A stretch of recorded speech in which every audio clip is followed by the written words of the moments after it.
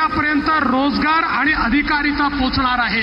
आमचा सुतार समाज लोहार, सोनार, कुंभार, मूर्तिकार, चर्मकार, मिस्त्री, नावी, टेलर, धोबी या 12 बलुतेदारांना, या मायक्रो ओबीसीला त्यांचं जीवन पूर्णपणे बदलण्याचं काम आज या ठिकाणी होत आहे।